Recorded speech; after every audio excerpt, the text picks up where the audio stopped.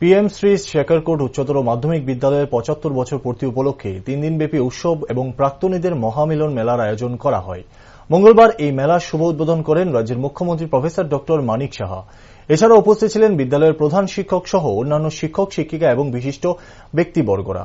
অনুষ্ঠানে বক্তব্য রাখতে গিয়ে রাজ্যের মুখ্যমন্ত্রী প্রফেসর ডক্টর মানিক সাহা বলেন, শিক্ষার ক্ষেত্রে যদি উত্তরপ্রদেশ, বিহার, উত্তরাখণ্ডের মতো রাজ্য উন্নয়নের চূড়ান্ত শিখায় পৌঁছতে পারে, তাহলে ত্রিপুরা রাজ্য কেন শিক্ষার ক্ষেত্রে পিছিয়ে থাকবে?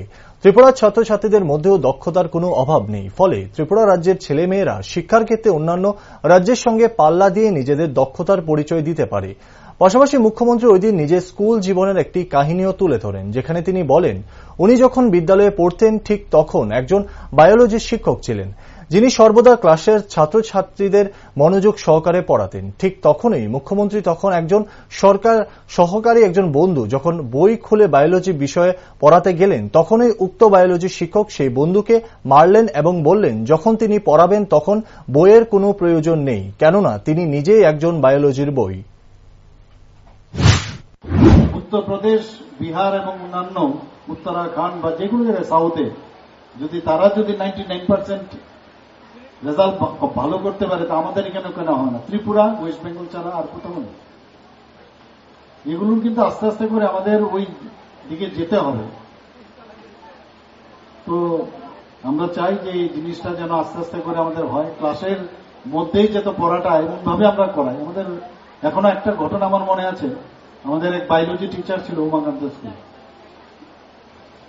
আমাদের এক সহপাঠী বই খুলেছিল, উনি গিয়ে ওনাকে, যদিও এটা উচিত নয়, আজকের দিনে তো সম্ভবই না, ওকে এমন ভাবে মারল ওকে যে আমি যখন পড়াচ্ছি বই খোলার কোনো দরকার নেই,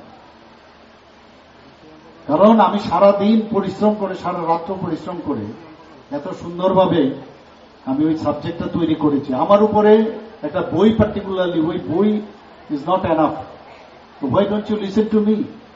এই যে বিষয়, উনি কিন্তু মানে মনে প্রাণে সেটা করেছেন। আজকেও ওনাকে স্মরণ করি আমরা, আছেন এখনো জীবিত, এবং পরবর্তী সময়ে উনি ইউনিভার্সিটিতে ছিলেন, নামটা আমি বললাম না ইচ্ছে করে। তো এরকম টিচারও আমরা পেয়েছি, যারা নবম শ্রেণীর ছাত্রছাত্রীদের মধ্যে আমরা ত্রিপুরা সায়েন্স ট্যালেন্ট সার্চ যে examination, math talent search examination 2020-এ আমরা চালু করেছি রাজ্য সরকারের তরফ থেকে।